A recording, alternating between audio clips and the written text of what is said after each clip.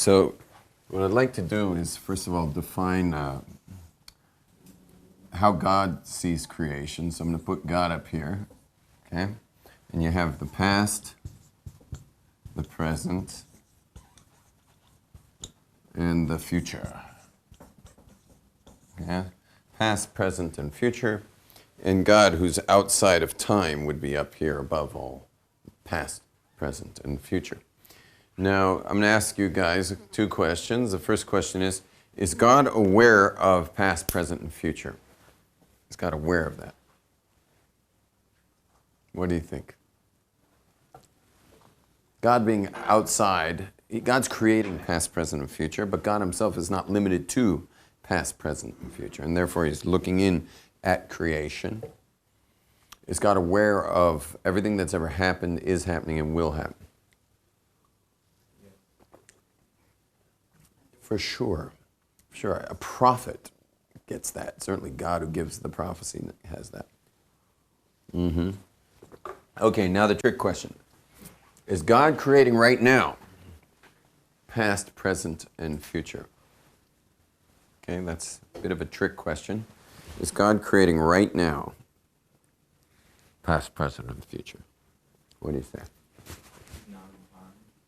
What? He's not in time in the same way that we are, so yes, but no. Okay, that's probably the safest answer. And very accurate one, actually. The answer is, okay, that in the Kabbalah, our rabbis teach us that though God is aware of past, present, and future, the actual USB cable interface of God with creation is only in the present. It's only in the present. In other words, the future is God's aware of it. It is coming toward the present. In fact, it feeds into the present. The past, on the other hand, God's aware of it, but the past basically gone through a shredder, like a paper shredder. None of us can put together the past. We have recollection of parts of the past, but God is the only being that can actually put together shredded documents and just completely recreate them, which is a pretty scary thought. Stuff we've long forgotten is in perfect tact. It's intact with God.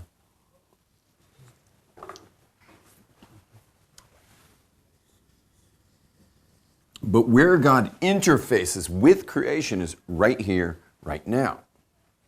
And it couldn't be any other way, because right here, right now is the only possible reality. Everything else is conceptual. There's a concept of the past, there's a concept of the future. That future is coming in at each moment. And in that very moment, as time goes by, that is the interface of God with this creation. So how do you get in touch with God? A lot of people want to know that. Think where you are right now. You're in Jerusalem. You're pilgrims. Howdy, pilgrim. Yeah, you're all pilgrims in the holy city. And deep down, you may not have admitted it on your plane ride if someone were to ask you, but I know deep down you were on a mission to have a God experience. You certainly wouldn't complain if you had one. It'd be nice to have a God experience. Well, guess what? This is the God experience.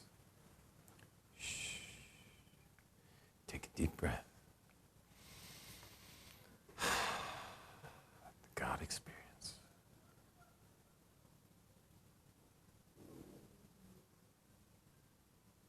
Like it? Disappointed? Expected something more? It's pretty chill, the God experience. You see, we've been somehow, I don't know, maybe we've watched too many movies or something, but we keep thinking that the God experience would be some kind of peak experience, because human beings are very much like peak experience junkies. They like peak experiences. They like that moment in the concert, or the peak experience in a relationship, or a peak experience of a career, or peak experience, and they're weekend warriors, you know. So the week kind of looks like this, and then there's the weekend, and you get to do all the stuff you want to do, and then it's back. We all look at peak experience of like where life's at, when in fact, a spiritual person sensitizes his or herself to the subtlety of God in the moment. I'll say that again. A spiritual person sensitizes his or herself to the subtlety of God in the moment. So let's redo it again. Let's go back to the God experience and let us let go of our desire for the peak experience. And let's see what kind of experience we can have just in the moment of silence and just letting God interface with this classroom, with us, with the skin and the air surrounding our skin, the sounds, we've got the ambient noise of the kotel outside, and the lighting of the room, and the temperature of the room, and the clothing, and the fiber of your clothing, keeping your body warm. That's all ultimately God interfacing with you. So I'll take another moment of silence. Take a deep breath, just so you're tuned in.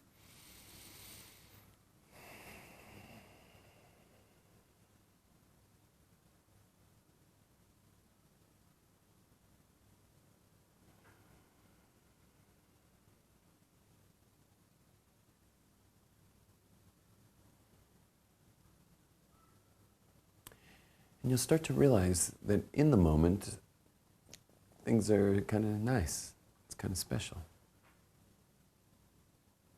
And let me add another dimension. In the moment, there's nothing to complain about. There's nothing wrong. Things just are the way they are. Now, you may have a child who you wished was doing something else or in a better position in life. Or maybe you wish your parents were different, or your relationship with them was different. But in the moment, none of that really matters. There's nothing wrong in the moment. And notice how we make things wrong. We somehow like to make things wrong. Yet in the moment, there's nothing wrong. Which is a little hard for us. We're used to having something wrong. We need something to complain about. Now, there's nothing wrong with bettering your situation or trying to enable others for betterment. It's always better, but not in the moment. In the moment, everything is as good as it could possibly be in the moment. Everything is in its rightful place. You can get up and adjust. You can move a book here, you can move a book there. You can change the thermostat. You can switch locations. But until you have, in the moment, everything is just fine.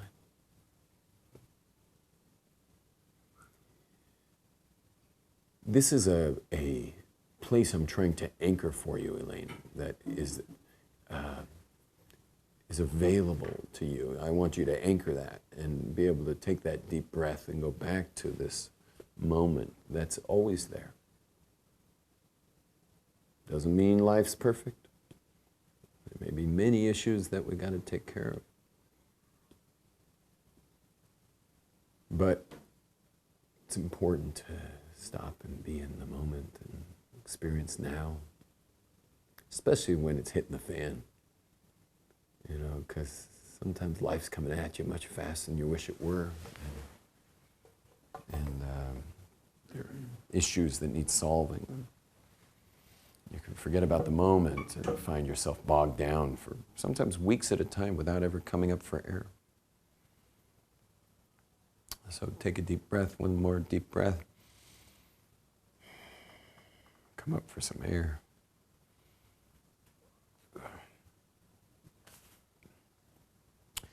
We have a commandment to become one with God. It's called lidabek. Lidabek is the word. It's actually also in modern Hebrew, it's the word for glue. Glue yourself to God. That's what we're doing in this moment. In this moment, when we're getting in touch we're really going for what's called dveikut or dveikus, to cleave to God, to become at one with God. And that's a mitzvah. You guys are probably thinking, what is this, Judaism? Or is this some kind of Himalayan recipe for wholeness? Like some New Age thing. No, this is one of the 613 commandments of dveikus, to cleave to God. Now, our rabbis discuss another angle of dveikus, and that's to emulate those who are close to him. Meaning, find the person who you feel is the closest to God and emulate that person. I'm sorry, that's hisdamnus. I'm sorry, not to emulate them, but to become very close to them. Meaning, have a guide, a godly guide, and get really close to them, meaning glue yourself to them. That's what the rabbis say about it, but they also, if you go into the more Kabbalistic, Sephardic, and Hasidic traditions, they would say, no, you cleave to him. You take that breath, and you get that dveikut, that cleaving to God, because God is interfacing with us now, right here, right now. This is it.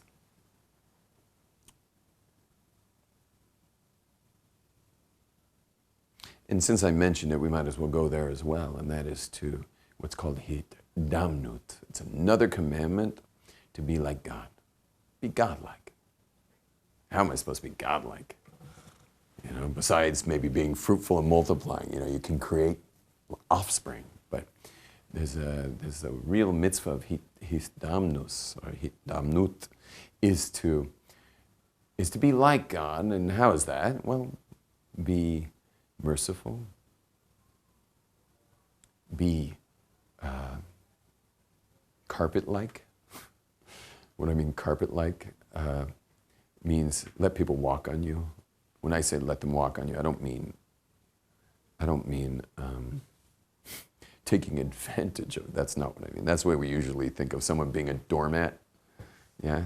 I didn't say be a doormat, be carpet-like, which means don't have your ego so strong that you're getting pushed out of shape all the time.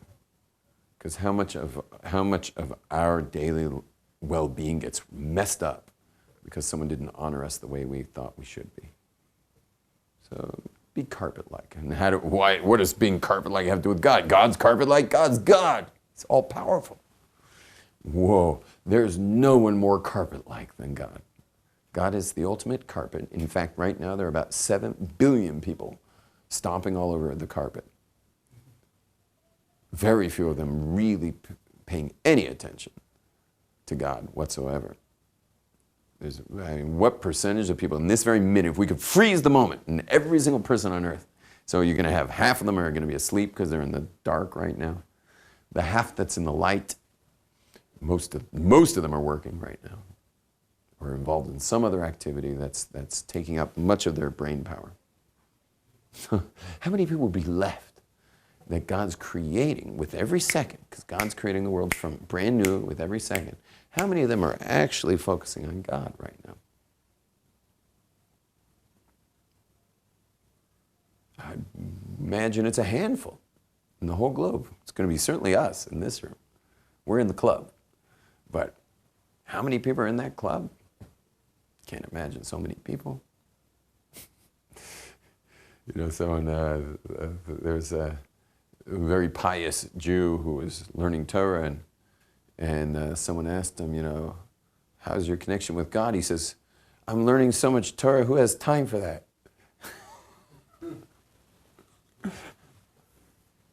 There's this holy guy learning Torah, All he does is learn Torah. Who has time to connect to God? I'm so busy learning his Torah all the time. So you see, he could be learning his Torah and be disconnected. Our dear Rabbi Weinberg, who founded this institution, Aisha Torah, he's, you know what he said?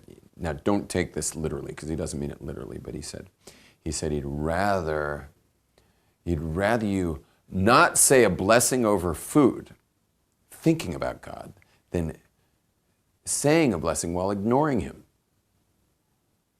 right? Because your lips can say the word, but it's what kind of service is that? Lip service. And how many people make a blessing on their food like it's the one thing in the way of their food? Meaning, I got to get this blessing out of the way so I can get to what I want. Here's the food.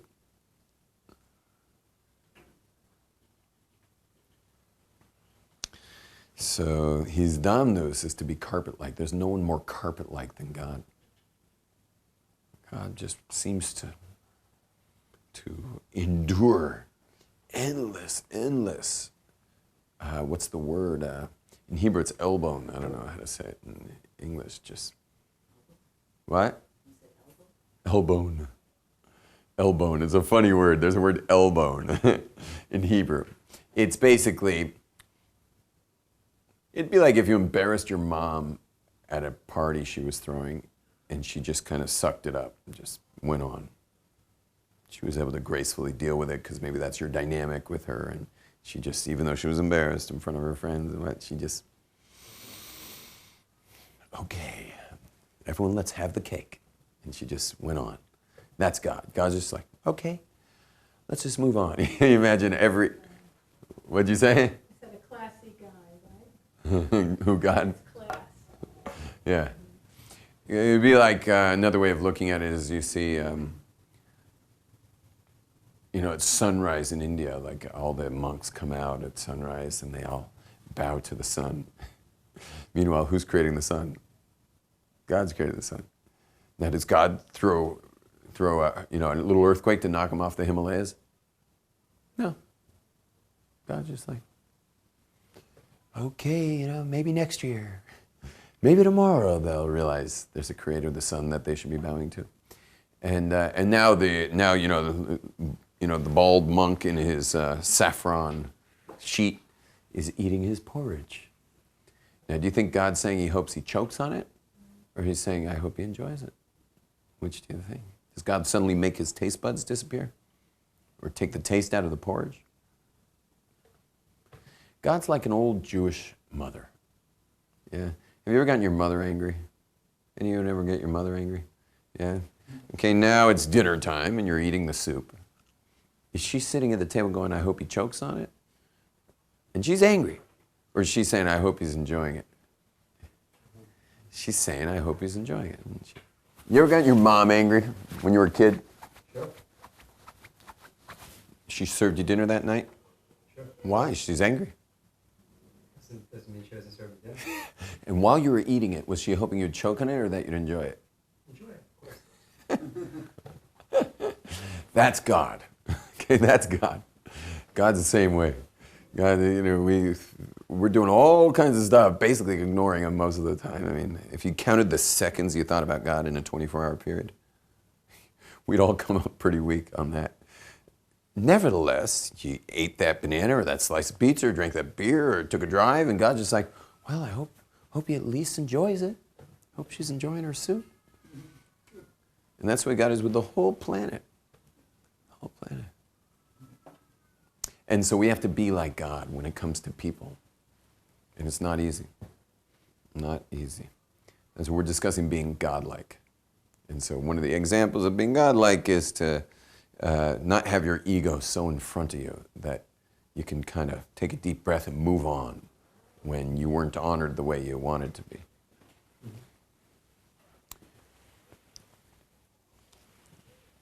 Now, I want you to see how the future kind of feeds the present.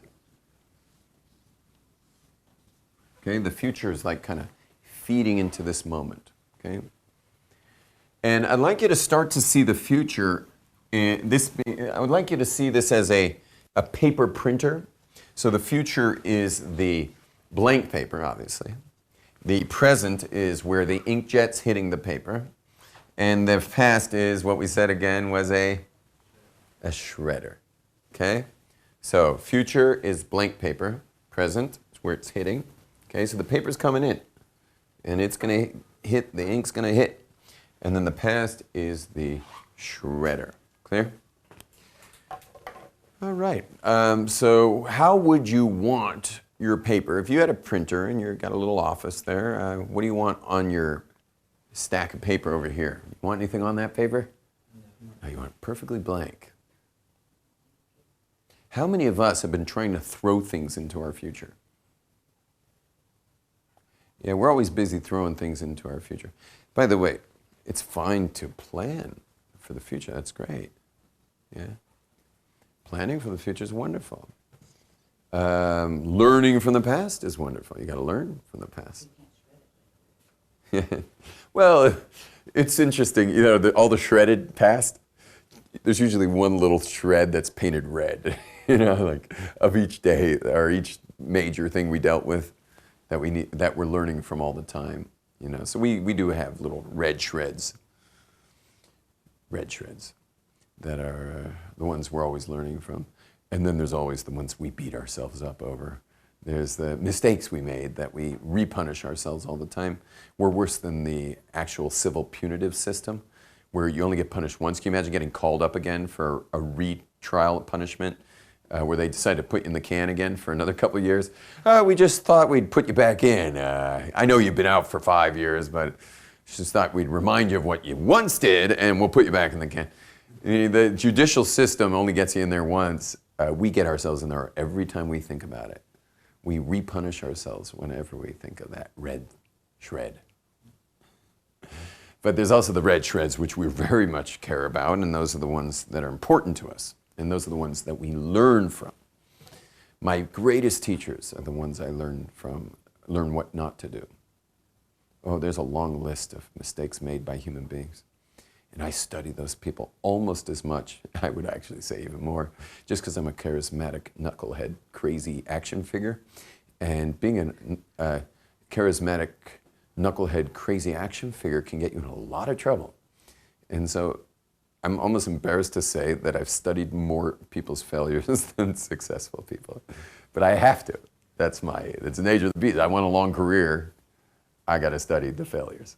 And they're always the most charismatic and brilliant people. I find charismatic, brilliant people. I just found a new one to study because another one bit the dust. I will not mention his name because of the laws of Lashon Hara. He was a Jew. He is a Jew who fell bad. And I got a whole new study on this particular Jew. Another extremely charismatic, more charismatic than me. And this guy, whew, if I could tell you some of the charismatic crazy moves this guy makes, or made, you would say he's even more charismatic than me. And so that's my new study. I'm going strong so far, 2.5 decades. Yeah. I beat most of the people I'm studying. Yeah. You want to keep the future blank, but for most people, having the future be blank is scary. Blank future means unknowns. Human beings don't like unknowns. In fact, unknown is considered the 4th greatest fear of human beings. Yeah, of the 5 greatest fears of human beings, the unknown's the 4th greatest fear. So hit the top 5 list, unknowns. And having your future be empty is pretty darn freaky for most people. Requires another attribute in Judaism called bitachon. And bitachon means to trust God. It means to put your money where your mouth is in your belief in God, to actually trust Him. Most people you meet don't have a lot of trust of God. They would consider it irresponsible to not have everything planned out for yourself. With your budget tightly run, you know the income, you know the outcome, you know the outcome. How do you call it? The expenses? Sorry, the income, the expenses. It's all there, you know. And I know where I'm going, and I got insurance for everything. Limiting all exposure. Lacks bitachon. Bitachon, everyone practice that Hebrew word, bitachon. Practice that word together. Bitachon. Okay, try that. I could spell it in Hebrew and English, but I think I'm going to go, you prefer Hebrew because I think this room would prefer the English. Let's go for it. I'll transliterate it. No problem.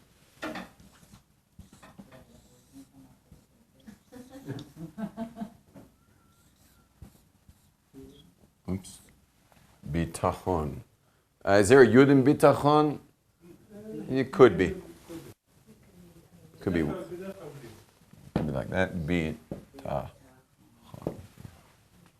Bitachon. So if you're feeling sure of yourself, you would be betach. Yeah, betach. Or if you say for sure, if someone says, you know, are you, do you love Israel? So you could say ken, or you could say betach, for sure. You know, it's secure, it's in. But the word bitachon means to trust in God. Okay? Which means that you got to have a certain level of responsibility. You know, you should brush your teeth, use deodorant, shower occasionally. But other than that, throw it to the wind. Yeah, you just let God run your itinerary. Okay, you should make some plans. Try to get to the airport 2 hours in advance. I like to say, this whole 3-hour thing's purely for Gentiles, but the 2-hour thing's is about it's what I shoot for at least. Of course, I've showed up to many international flights much later than 2 hours in advance, and they usually don't say anything. But again, it's letting God do His magic, and especially financially. We learned that farmers never go out and count their grain. They don't go check out the corn. Yeah, they just let it grow, harvest it. Don't even look. Don't even look. Just start selling it and see what happens. One of the great Kabbalists was throwing a wedding for his daughter, I think it was, and his name was the Baba Sali from Morocco. And he only had 1 bottle of wine. It was poor times. There was no real money around. So it was very simple. He was the rabbi of the entire Moroccan community. But I think this was already in Israel, so it wasn't just the Moroccan, it was everybody. It was hundreds of people. He just simply wrapped the bottle with a cloth so no one could see, including him, how much wine was in the bottle. And he poured it for the next several hours till everyone had their fill. The endless bottle of wine. Yeah, that was the Baba Sali, and not everyone's doing those kinds of Kabbalistic tricks. And not everyone could do that with a bottle of wine, but he certainly could. And he did it in front of everybody. Everyone just watched him pour and pour and pour and pour the whole night. That wine just kept giving. And there's many great stories like that. Obviously, this is probably nothing in India. In India, because that's their focus. Our focus is Jewish continuity. Much more important than knowing that a bottle keeps pouring is to know that there's a synagogue in the town and a mikveh in the town, and people know the Aleph Bet and how to learn the Torah. Rabbis today are concerned with much more detail in Jewish continuity than how to make a bottle of wine pour for 3 hours. But in those days, they could handle it all. They were involved in continuity and Kabbalistic stuff. Anyway, keep the future empty. Let the past go into the shredder and go. Disappear. You can learn from the red shreds, meaning even though the past is like a shredder, there's certain red shreds you should be learning from. But the other red shreds, which are the stuff we repunish ourselves for, dumb moves we made, complaints about our parents, complaints about our sibling order, complaints about where we grew up, or perhaps the lifestyle of our families. All those little complaints, you know what we do with those? Well, let me put it like this. Imagine there's a farmer in the southern states of America, let's say Louisiana. There's a farmer down in Louisiana, and he's got to shovel manure, yeah? And he's shoveling all that manure, and he's got to shovel it into a pile over there, yeah? He's shoveling it, and it's going to get taken away to go, fertilize fields and stuff. But what's going on over here is his swimming pool, yeah? And he's, just the swimming pool's on the edge of the field, and he's just making sure the manure is nowhere near the pool, and he's shoveling it into a pile, and it's going to get taken away in a couple hours. So the way I'd like you guys to see this is like this. You got the farmer, the manure that he's now going to be shoveling over there into let's say he's shoveling it into a big truck, yeah? And over here you got the swimming pool, nice and clean, yeah? So what many of us have been doing is we've been shoveling the manure, yeah? And instead of shooting it into the truck, we've been going like this and hucking the manure into the swimming pool that we're about to dive into, which is the future, yeah? I know that's a lousy visual. I'm sorry to have such a visual. But how many of us have been swimming in the past muck? How many of us have, as I was saying, the future's feeding the present, and we've been putting the past into our future. We've been kind of recycling. The past has been going into the future. You can get rid of the bitachon here.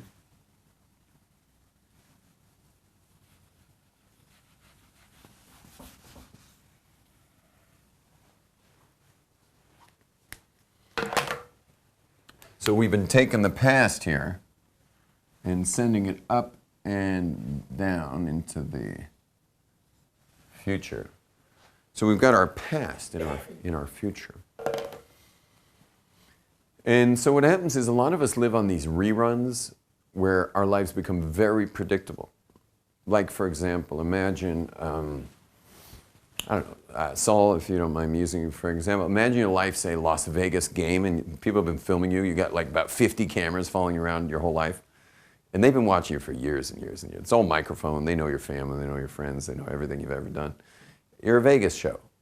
But what happens is, whenever you come up to a decision you have to make throughout the day, what they do is they freeze the show. They freeze it. And everyone has to bet on what you're going to choose. Now, how predictable do you think that is going to be after enough years of watching you? It's highly predictable. So they're going to have to make odds and stuff, like, 100 to 1, he's going to do this, or maybe he'll surprise us this time or something. So, but you guys get that for all of us, is that our lives are very predictable because we have the past so mixed up into the future. And the problem with that is that it becomes uninspiring after a while. We get old young because we know what's there. I mean, why get out of bed? You could write the script without getting out of bed. Why go on that date? When we've been on those dates and we've seen how the same mashed potatoes come out the other side each time. So why go for that job, or why go for anything anymore? Because it's known. It's known. And so we need kind of a big coffee starter for the day just to get ourselves back in the ring, and we need a nice glass of wine at the end of the day, or a couple of beers, or maybe a shot of whiskey just to forget it all again. And then back in the ring again, next day, there we are again. Anyway, it gets hard after a while to keep going back into it.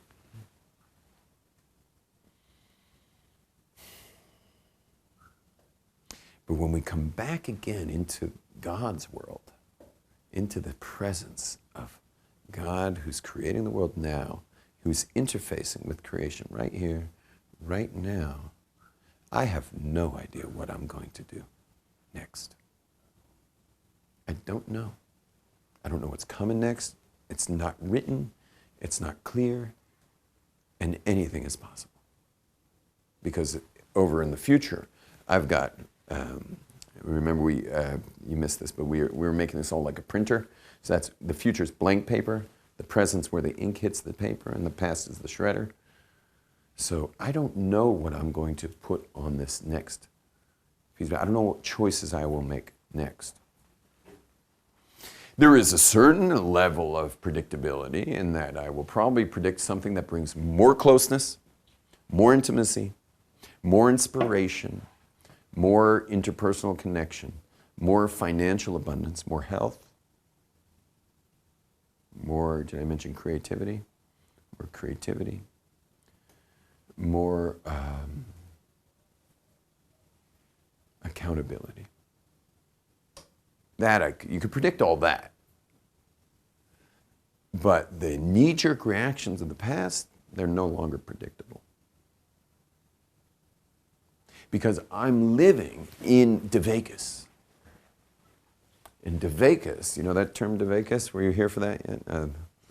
Devacus means to be cleaving to God. Everyone take a moment. We'll do one more deep breath.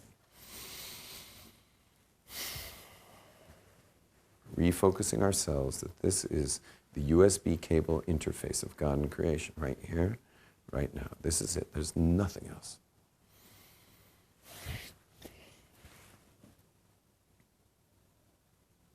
An infinite being creates the world in infinite ways. Now, the way we've had it is God's hands have been tied behind his back to do anything out of the ordinary, out of the natural. God's had his hands tied behind his back because he creates the world for you. And you are experiencing the world via your eyes and via your consciousness. And if your consciousness is totally wrapped up in past experiences, so then God's hands are tied behind his back from creating the magic of wonder and infinite possibility.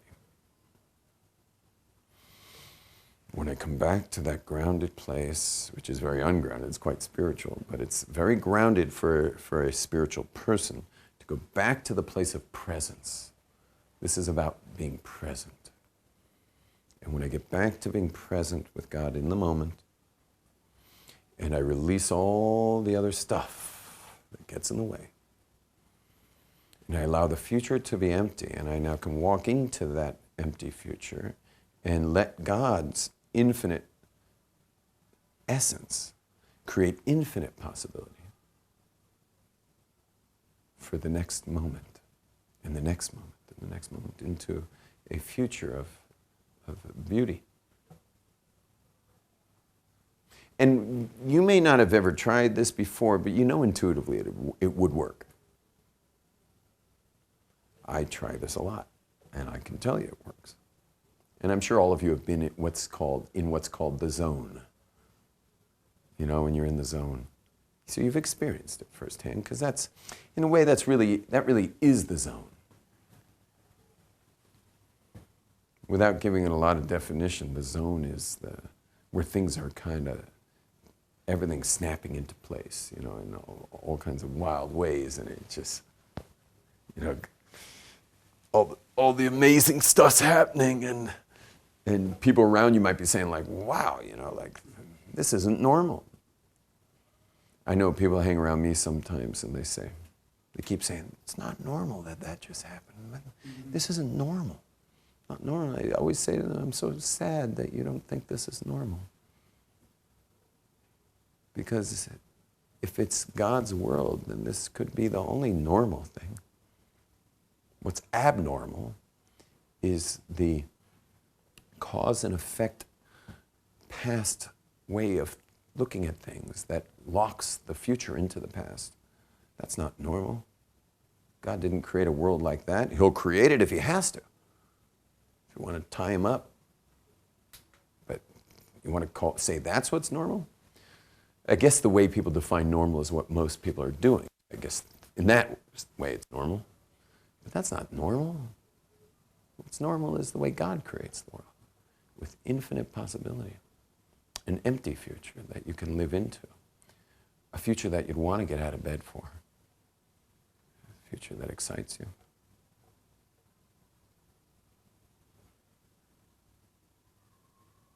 And this is all available right now. This isn't one of those pie-in-the-sky type things you have to achieve. It's something you jump into. Jump into the now. Jump in, jump in.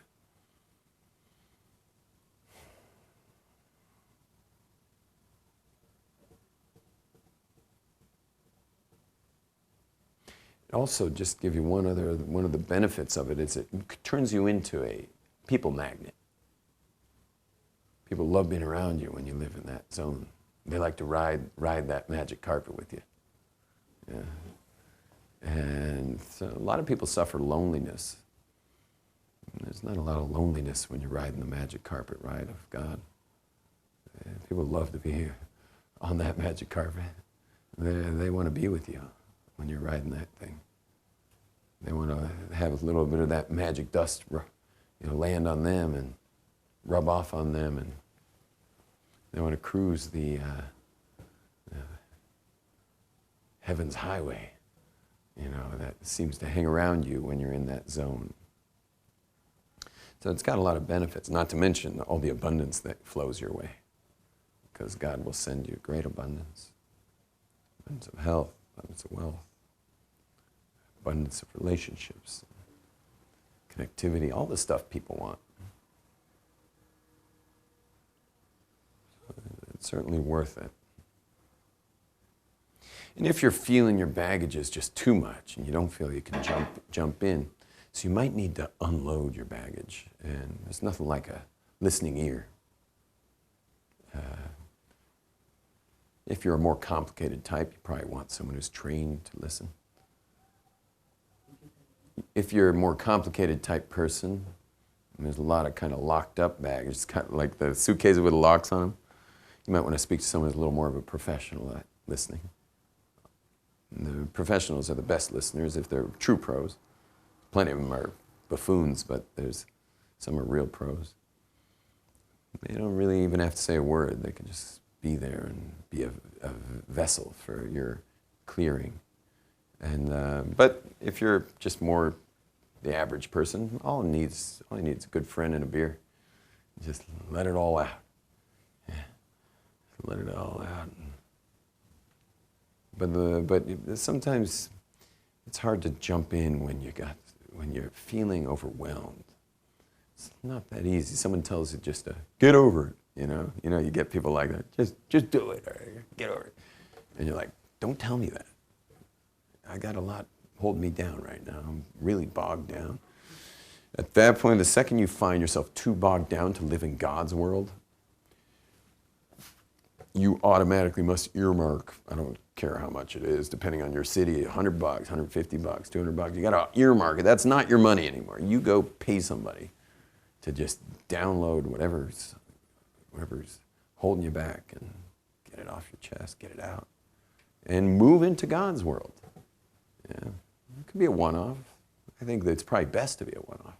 A lot of the non-pros like you to come every week forever. But the real pros, couple sessions, boom, get your tools, get yourself out of there. Yeah. Okay, everyone. So I think we've got our work cut out for us, and let's at least jump in now and ride that magic carpet with the Creator of the universe. Shalom.